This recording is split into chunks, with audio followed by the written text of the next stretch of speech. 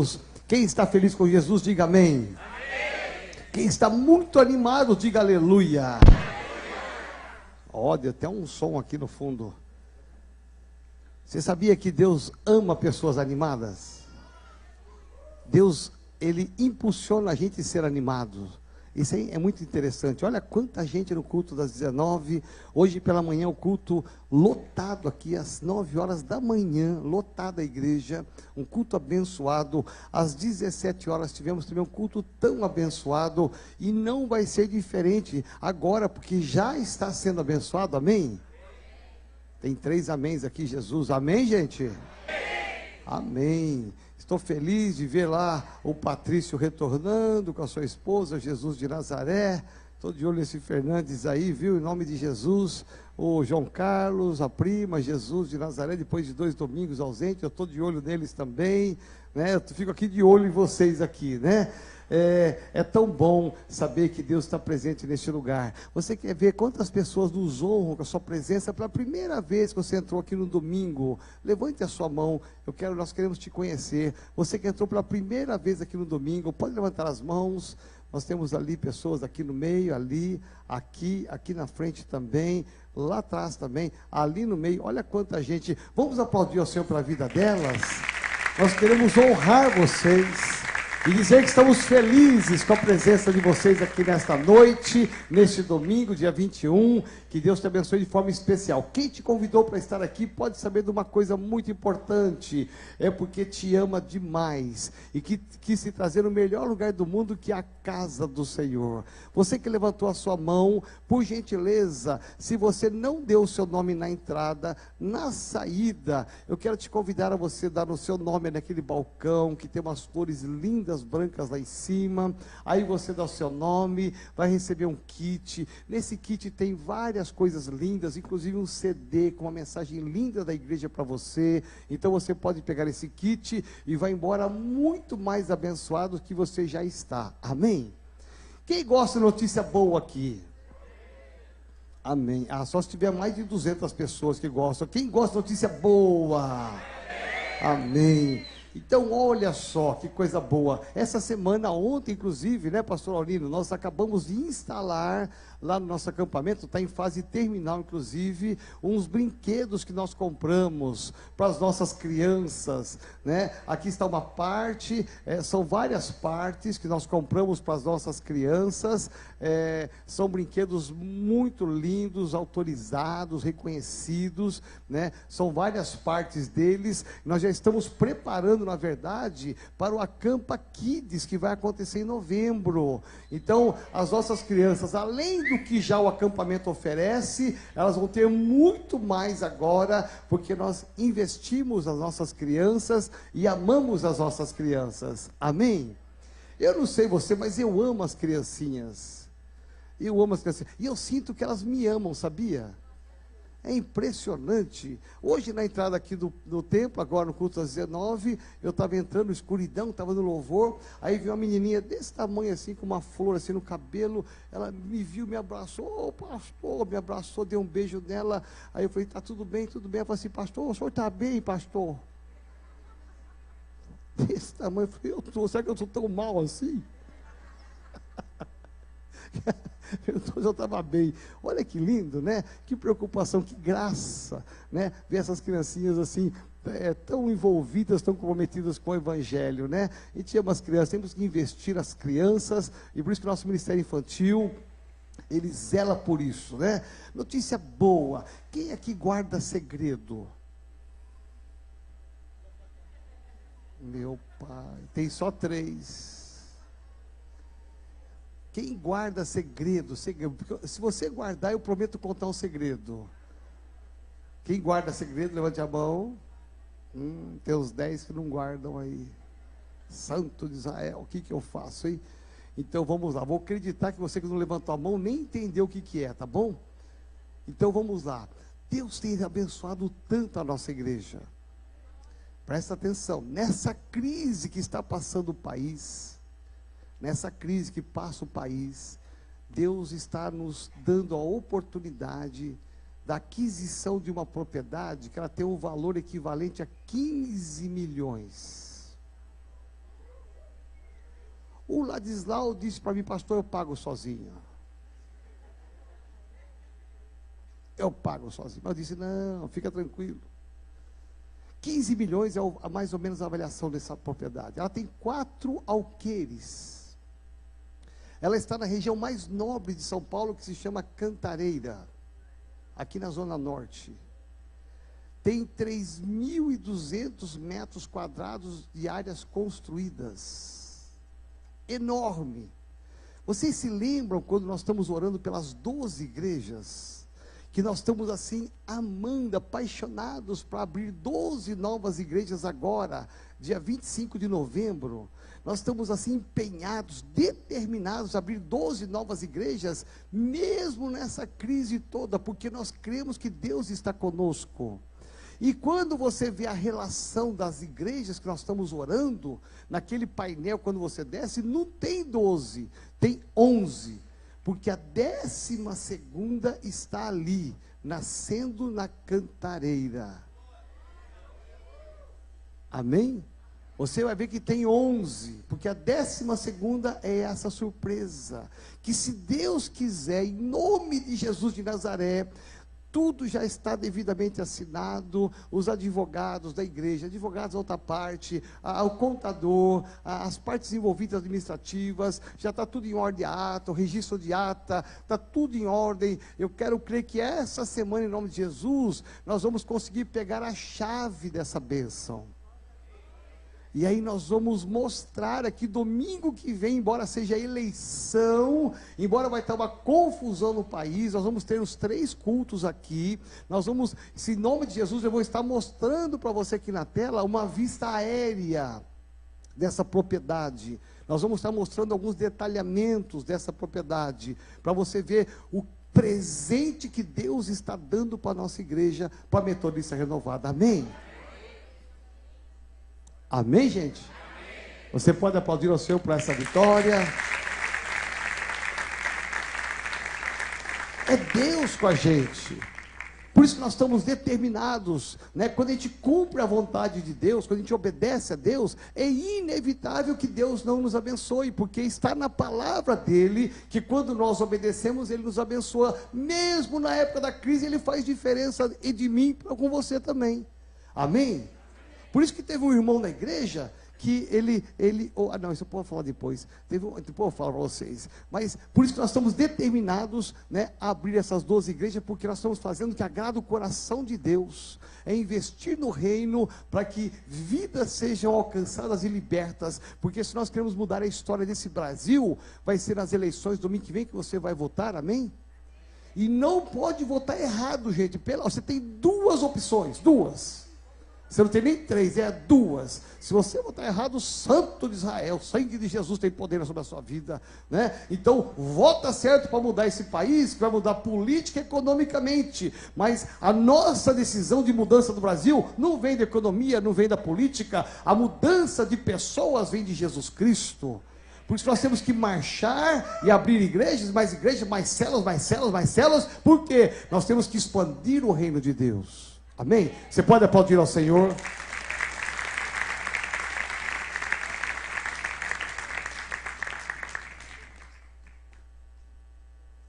Eu quero compartilhar com você hoje uma palavra que ela tem uma sequência, e hoje é a 3ª palavra nesse sentido: segredos para você prosperar. Diga assim: segredos para que eu possa prosperar.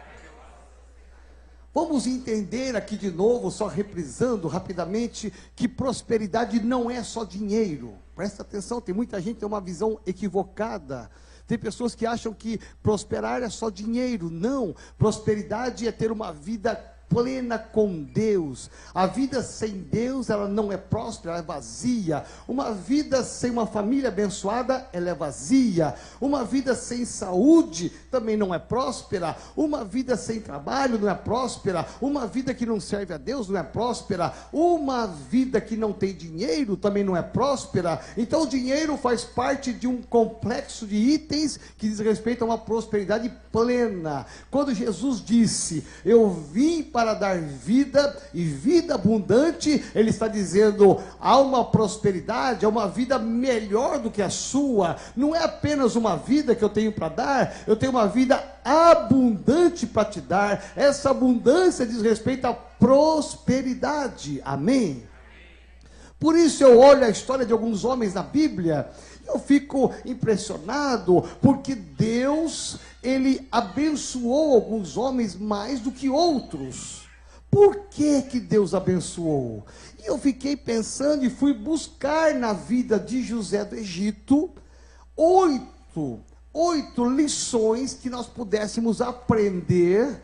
Olhar para a história dele deve ter muito mais do que 8 lições, mas eu olhei só 8 que eu posso enxergar na história dele, que se eu quiser ser próspero como ele foi próspero, um homem que saiu do nada, um homem que era escravo, jogado na cisterna, um homem que foi vendido, um homem que passou uma luta tremenda, mas chegou a ser o governador do Egito, o homem mais próspero do Egito. Esse homem saiu do nada para ter tudo. Se eu olhar a vida dele, alguma coisa aconteceu, alguns valores ele tinha dentro dele, alguns princípios ele seguiu, alguma coisa ele fez que deu certo. Então eu entendo, na minha simplicidade, que se José fez, deu certo. Se eu fizer, vai dar certo, e se você fizer, também dará certo. Amém? Então nós vamos olhar a história de José e vamos entender alguns princípios. O primeiro deles é o princípio da paternidade. Diga assim, paternidade. Diga assim, José, ele era obediente e fiel ao seu pai. Olha o que diz Gênesis capítulo 39, versos 2 e 3. Por que que esse homem era próspero? Gênesis 39, versos 2 e verso 3. Por gentileza. O Senhor estava com José. Diga assim, o segredo é que o Senhor estava com ele. Olha só, quando Deus está com a gente, de modo que este prosperou e passou a morar na casa do seu senhor egípcio. Versículo 3 diz assim: quando este percebeu, o senhor do egípcio, o faraó, percebeu que o Senhor estava com ele, e o que ele fazia, e o que fazia prosperar em tudo que realizava. Diga assim, eu quero essa unção. Já parou para pensar? Tudo que você fizer prospera, nada dá errado. Santo de Israel, vai comprar um carro, compra um carro abençoado com valor menor. Você vai comprar uma casa, compra uma casa excelente com valor menor, a melhor casa. Tudo que Deus colocar nas suas mãos prospera. Assim era José. Por isso que eu olho a história de José e me animo. Eu fico alegre, porque eu tenho que espelhar a minha vida na vida dele, porque se deu certo com José, se o Senhor estava com ele, e você vai ver em todo o livro de Gênesis, na história de José, que vai aparecer inúmeras vezes, o Senhor estava com ele, o Senhor estava com José, o Senhor estava com ele. A diferença é que ele não estava sozinho, não era a força dele, não era a capacidade dele, não era a inteligência dele, não, era Deus que estava com ele, agindo, e a presença de Deus faz a diferença. Amém? Por isso que a primeira lição que nós podemos aprender é fidelidade à paternidade. Olha só o que aconteceu. A história bíblica mostra que José era um tipo de um X9. O que José fazia? José era o caçulinha do papai, era o preferido. Tem muitas famílias que às vezes erram assim, né? Pega o caçulinha e dá mais carinho, mais atenção, cuida mais, paparica mais, dá mais presente. Aí os mais velhos ficam tudo chateados, sim ou não? Está vendo como é verdade? Aí olha só, por quê? É o mais frágil, é o mais sensível, é o último, é a raspa do tacho, como diz alguns. Então tem que cuidar mais, zelar mais, então dá tudo demais, acaba até prejudicando o filho, que fica mimado demais. Mas José era o caçulinha da mamãe e do papai Jacó. E aí, o que ele fazia? Os seus irmãos trabalhavam no campo, que eram os mais velhos. Então Jacó dizia assim: José, vai lá no campo ver se eles estão trabalhando, vai ver se eles estão fazendo a coisa certa. José ia lá para verificar. Ele era o espião do papai.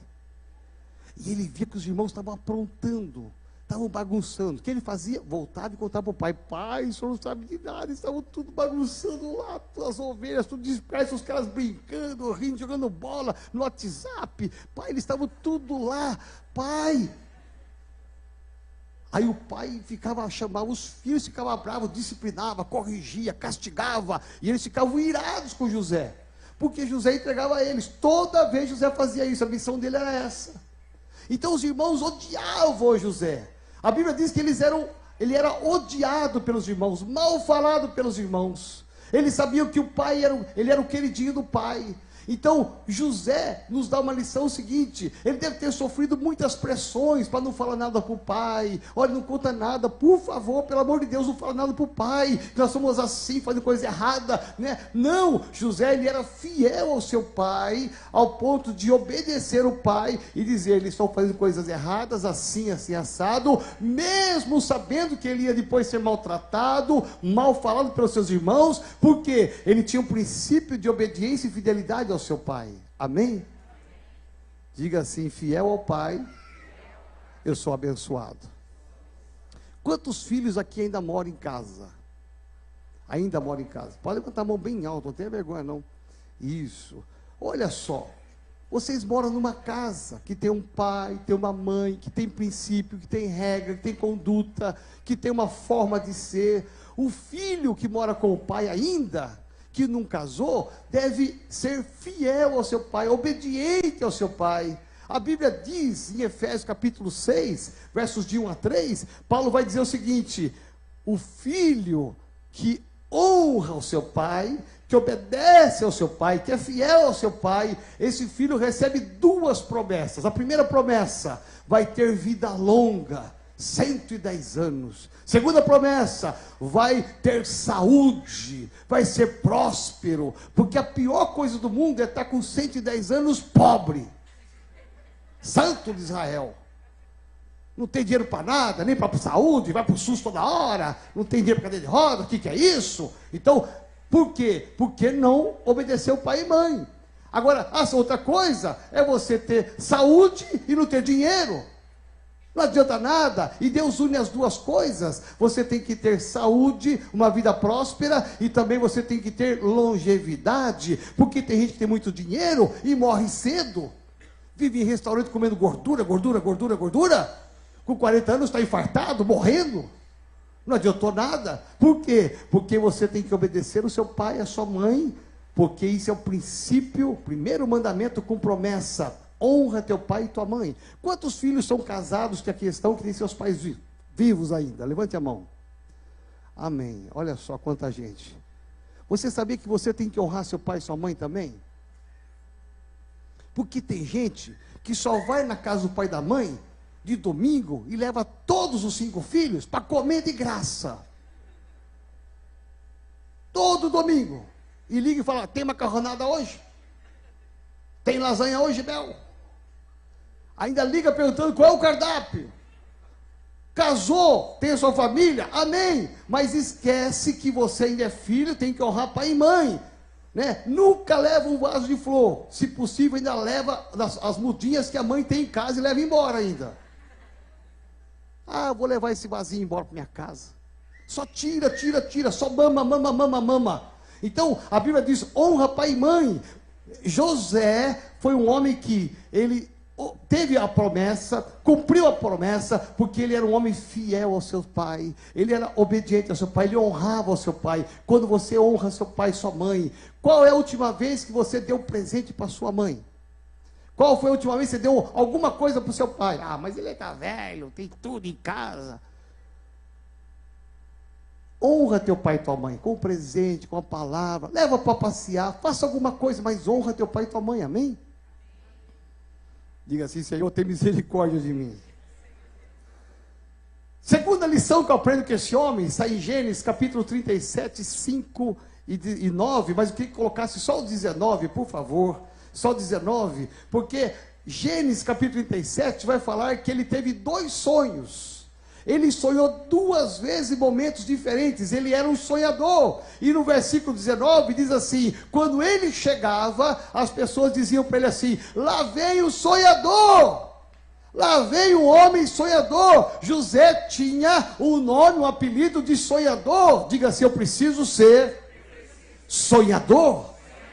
Tem gente que diante das lutas, das dificuldades, apanhou tanto, está apanhando tanto, que perdeu a capacidade de sonhar os sonhos de Deus. Acha que a vida é isso mesmo, é só luta, só desabor, só coisa ruim. Não! A Bíblia diz que nós precisamos sonhar coisas grandes, sonhar com um casamento melhor, sonhar com uma viagem, sonhar com um carro melhor, sonhar com um ministério melhor, uma célula melhor, uma igreja maior. Precisamos começar a sonhar as coisas de Deus, amém?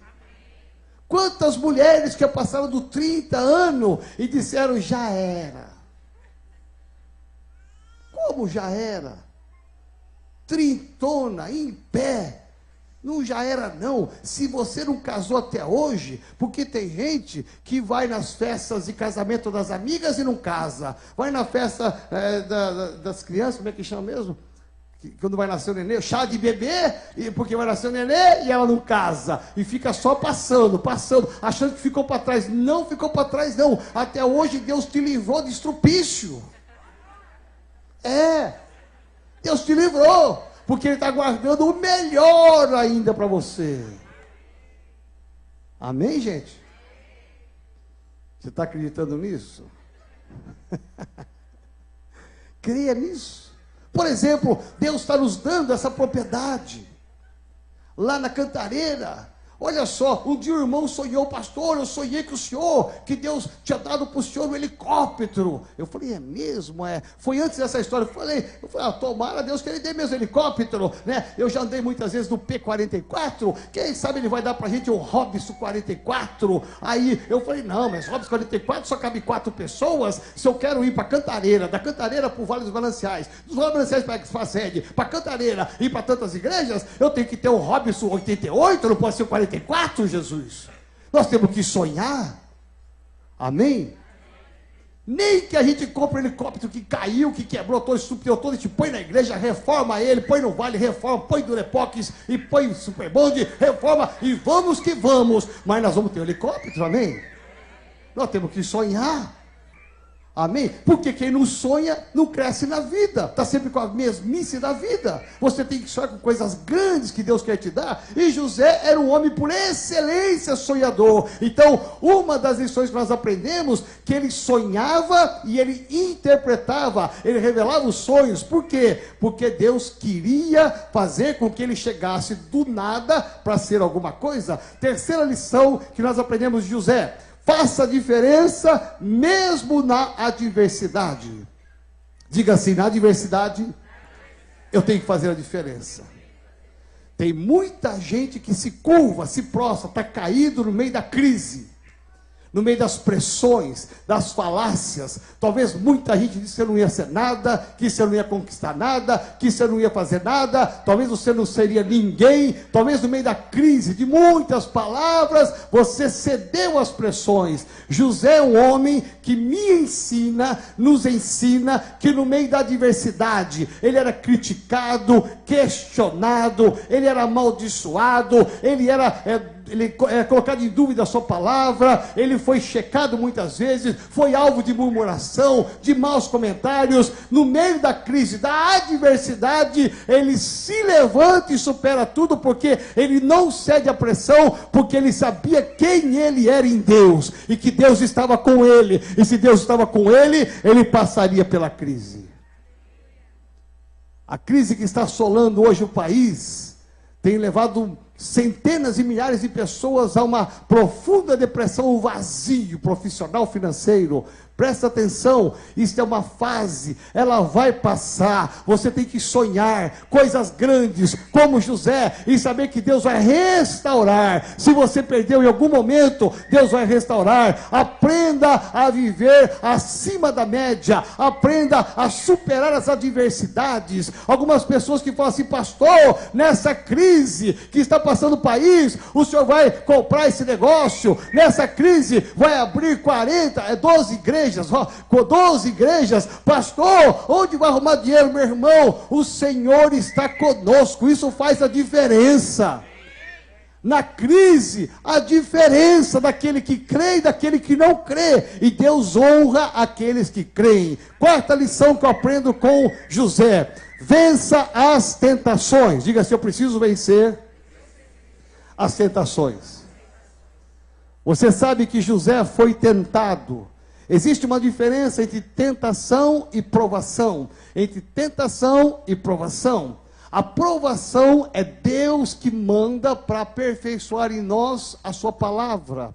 A provação, ela tem como objetivo construir valores imutáveis dentro da gente, nos levantar. Por isso que Deus provou a nação de Israel 40 anos no deserto, para saber o que estava no coração deles. Deus queria construir uma geração nova, mas no deserto apareceu a tentação. Satanás tentou a nação de Israel nos 40 anos, e milhares deles caíram na tentação e pereceram. Preste atenção. Então, uma diferença entre tentação e provação, e você tem que ter o discernimento, o que é de Deus, o que é do diabo, tem que estar bem claro na sua mente, para você não cair nas ciladas do diabo.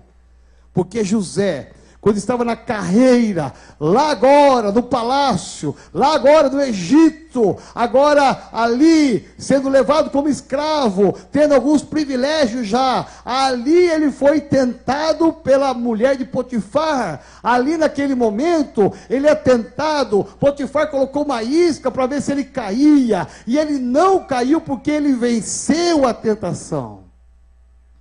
Diga assim: Senhor, me ajuda a vencer a tentação.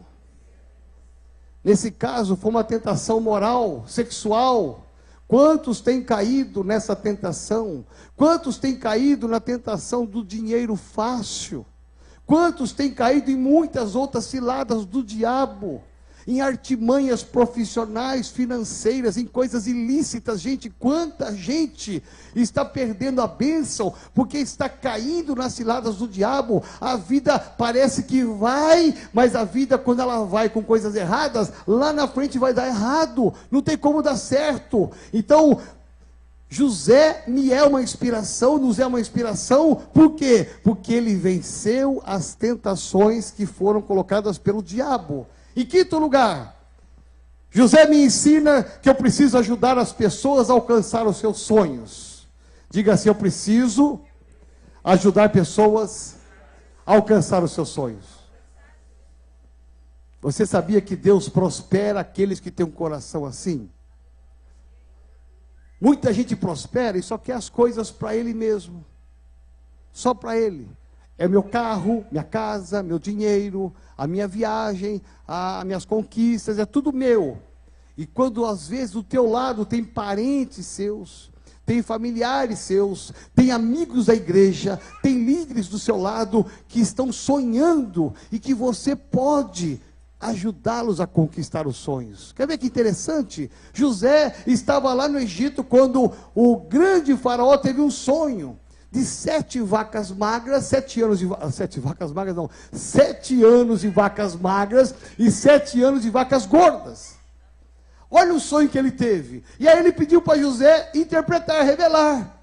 Aí José interpreta: olha, faraó, esses anos de vacas gordas é os anos de fartura, de abundância, que tem que se guardar, porque virá 7 anos de escassez, de miséria, de fome, e quem tiver guardado vai prosperar. Então ele interpretou o sonho sabiamente. O faraó disse: então eu vou te eleger como governador, acima de você só eu estarei, você vai governar, todos vão te obedecer, porque você tem palavra sábia, estabelecendo como governador. E como governador ele fez o quê? Ele tornou possível a realidade, o sonho que o rei teve.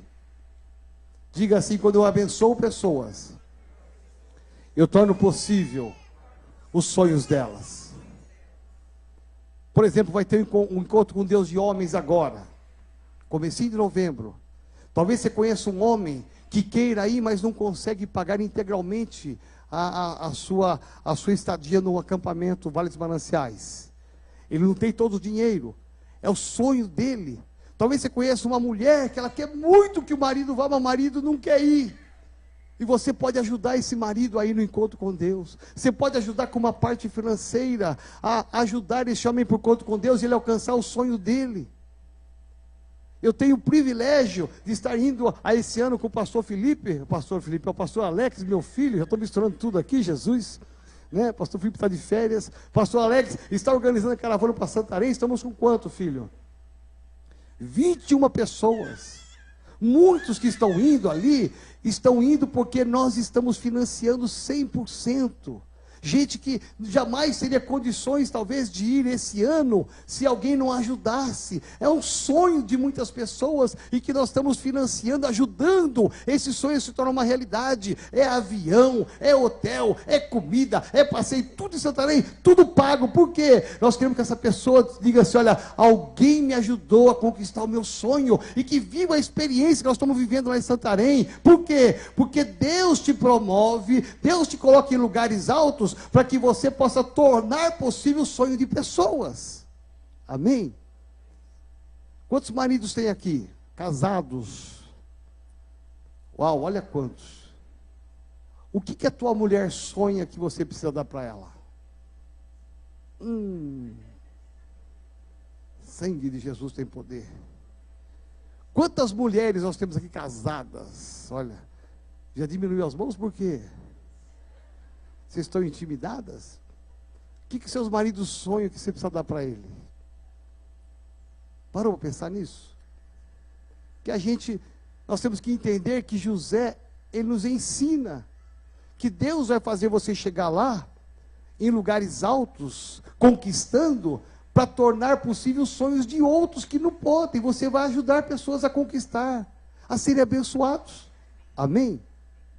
Então diga assim: Senhor, me ajuda a tornar possível os sonhos daqueles que eu amo. Sexta lição: 7 anos de vacas magras e 7 anos de vacas gordas. Gênesis 41, 49. Por favor, coloque aí, porque esse texto você tem que ver. É lindo.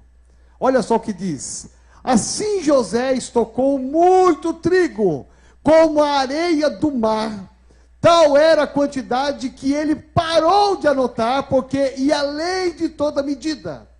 Olha só, o que José teve interpretação? 7 anos de vacas gordas. Ele disse: vamos guardar e ajuntar tudo que nós podemos. E diz que ajuntou tanto que era como a areia do mar. Aí ele disse que ajuntou tanto que não podia contar. Por quê? Porque nos 7 anos de vacas magras, todo mundo não tinha comida, tinha que vir comprar dele. E eles ficaram ricos. O Egito ficou rico, o faraó ficou rico, milionário, trilionário. Por quê? Porque ele entendeu o sonho, a visão, a interpretação de José. Ele simplesmente guardou quando tinha vacas gordas. Diga assim: eu preciso guardar enquanto a vaca está gorda.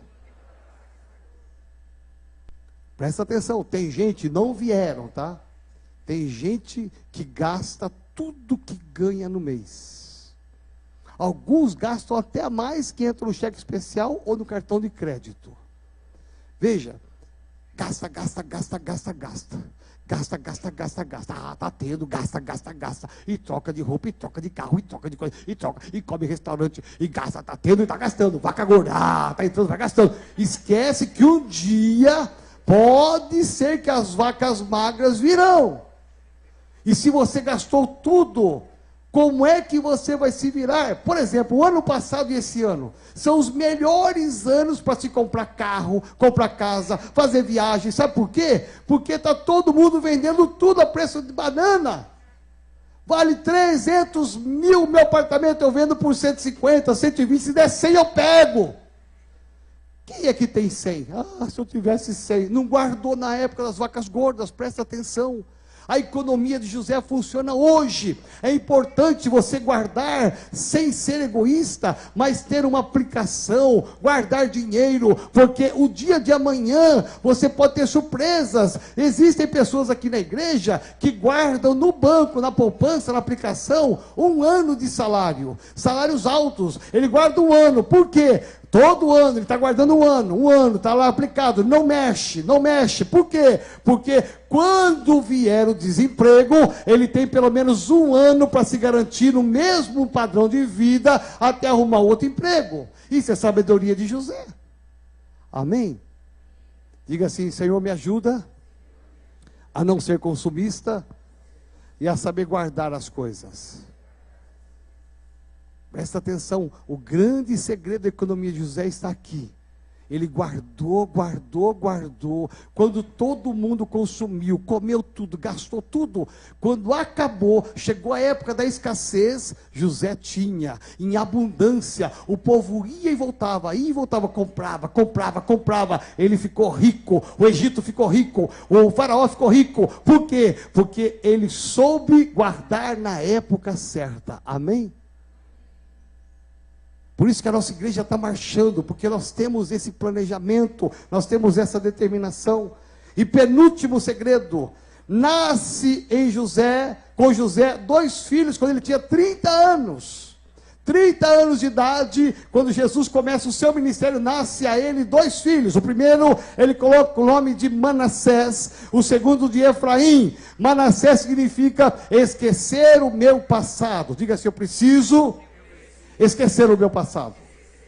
Um dos segredos de uma vida próspera, abundante, porque você pode ter tudo e não ser feliz. Você pode ter tudo e não ser alegre. Você pode ter tudo e não ser motivado. Por quê? Porque lá no passado você sofreu, como José sofreu. Você foi alvo de murmuração, alvo de comentário negativo, teve uma vida dura, te jogaram na cisterna, te prenderam, te caluniaram, te difamaram. Aí você tem tudo hoje e você é infeliz, não sorri, não brinca, não é alegre, não é para cima. Por quê? Porque o teu passado infeliz, triste, ele está amarrado em você. E quando nasce o primeiro filhinho, ele olha para o filhinho e diz: eis aqui Manassés, vai ser o tipo daquele que eu vou dizer: esqueci o meu passado, começa uma época nova na minha vida. Segundo filho que nasce, Efraim. Diga assim: Efraim. Efraim vem do hebraico simplesmente prosperar no tempo da aflição. Diga assim: eu prospero no tempo da aflição, no tempo da crise. Quando nasce o segundo filho, diz: aqui está Efraim, eu vou prosperar mesmo no tempo da aflição e da crise, porque o Senhor está comigo. Amém? Fica de pé, quero terminar o último ponto, a última lição.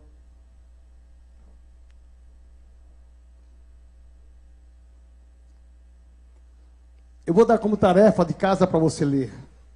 Gênesis 45, de 1 a 15. Esse texto é muito lindo, eu amo esse texto final. Porque aqui está um dos grandes segredos da vida de José. Uma das grandes lições. Essa é a 8ª e a última que eu enxerguei. Pode ser que tenha 10, 15 lições. Eu achei 8. Eu achei que fosse pertinente trazer para você nessa noite. Porque eu tenho olhado para essas lições e tornado elas na minha vida. A 8ª lição: saber o propósito de Deus para todas as coisas. Por que é que Deus permitiu que um homem que foi difamado, alvo de murmuração, de críticas, foi jogado na cisterna?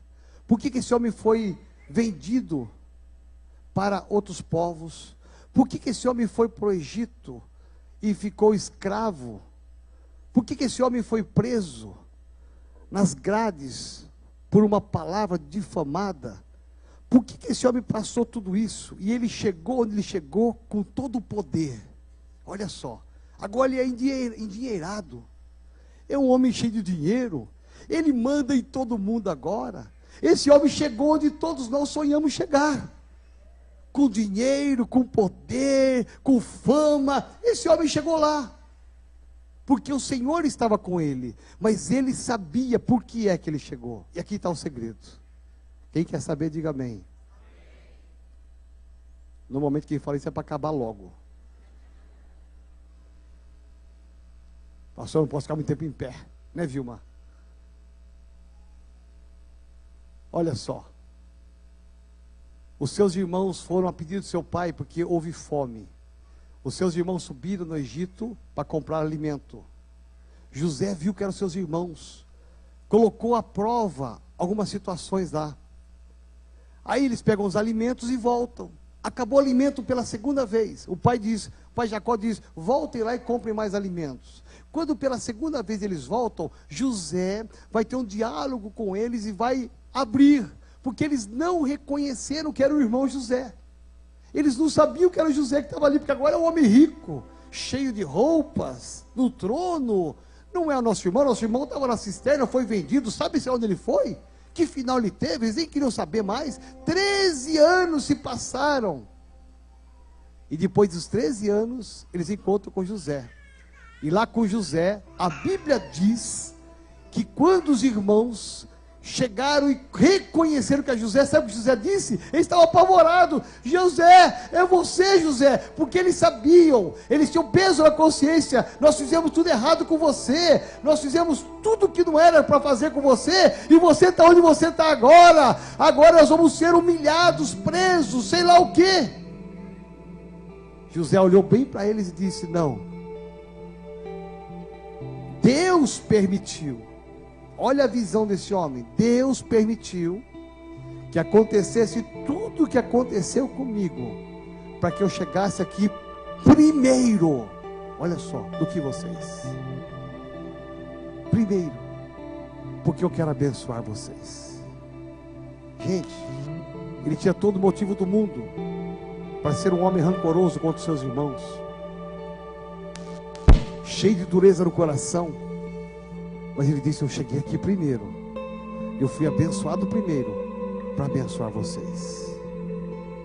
Deus vai te promover, Deus vai fazer você crescer, Deus vai fazer você prosperar financeiramente em todas as áreas, para que você chegue primeiro, mas que você tenha um coração abençoador, que você enxergue que muitos da sua família vão precisar de você, muitos amigos seus vão precisar de você, que você não chegou lá para você mesmo, uma visão egoísta, não, é meu, se vira, está passando fome, se vira, está desempregado, se vira, não, Deus vai fazer muitos de vocês chegarem primeiro, aonde muitos não chegaram ainda, ter sucesso primeiro, poder primeiro, mais dinheiro, mais bens, para que vocês tenham um coração abençoador.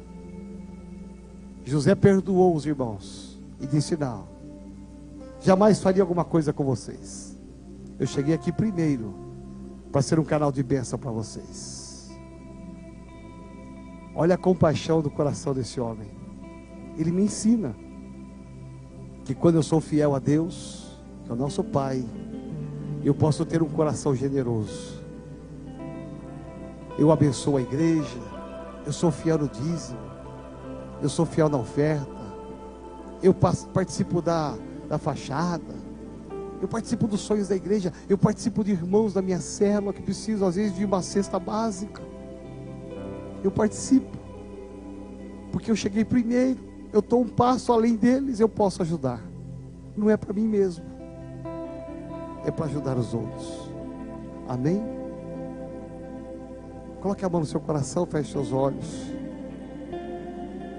Feche os olhos, deixa o Espírito Santo de Deus falar com você nesta hora.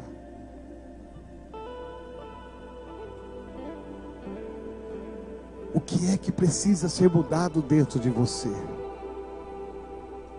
Quais dessas lições que você aprendeu, que eu aprendo, que precisam fazer parte da sua vida que ainda não fazem? Nesse momento final de palavra, pare para pensar um pouco. Como é que tem sido a sua vida?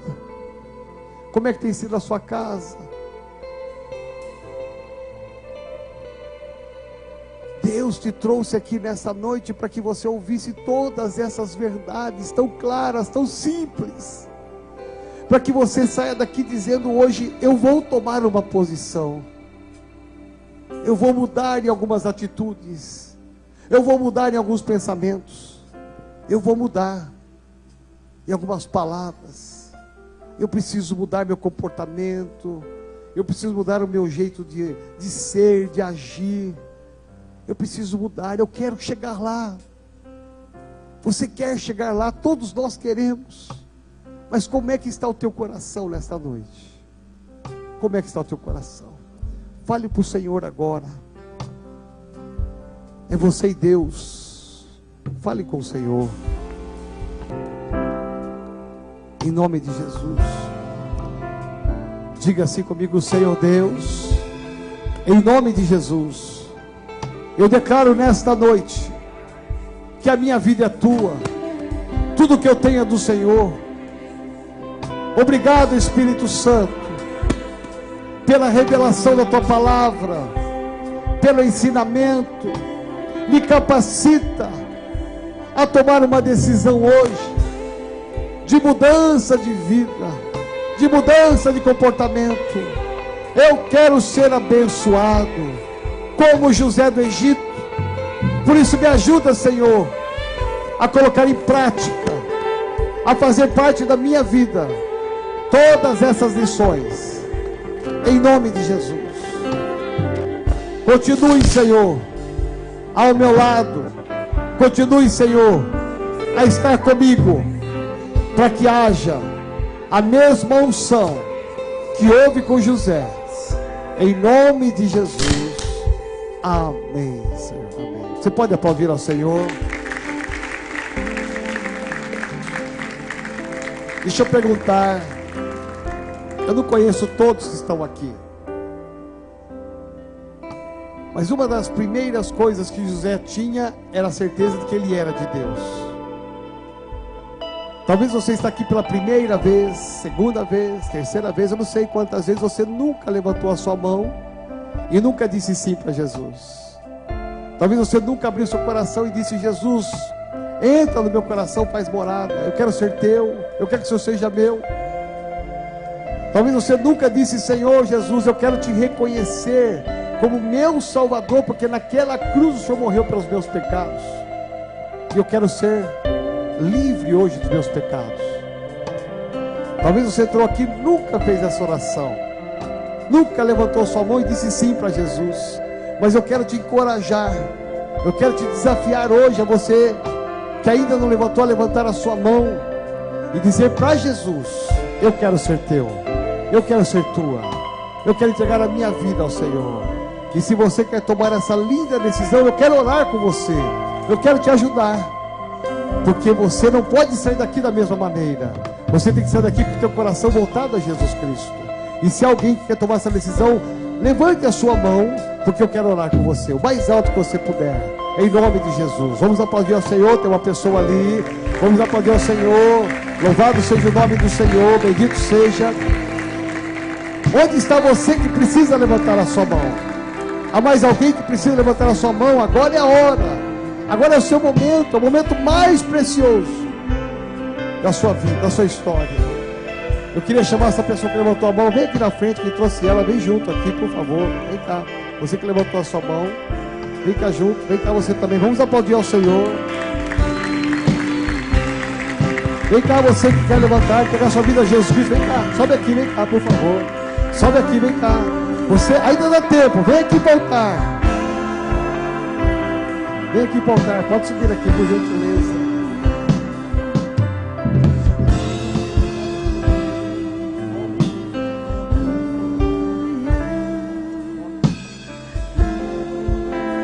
Pode subir aqui. Se há mais alguém, dá tempo ainda. Esse é um momento especial.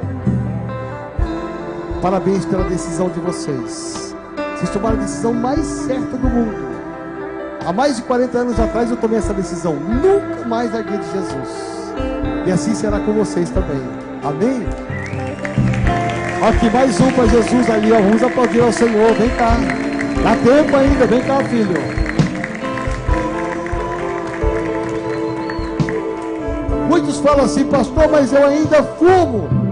Eu não estou perguntando isso. Pastor, eu ainda bebo. Eu não estou perguntando isso. A Bíblia diz: vem como você está. Depois vem a obra redentora do Senhor. Depois vem a santificação.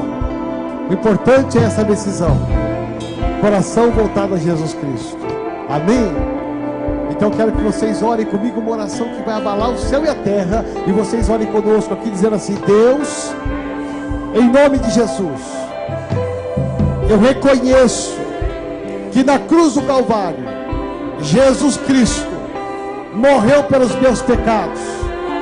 E agora, neste momento, eu livre estou para começar uma nova história.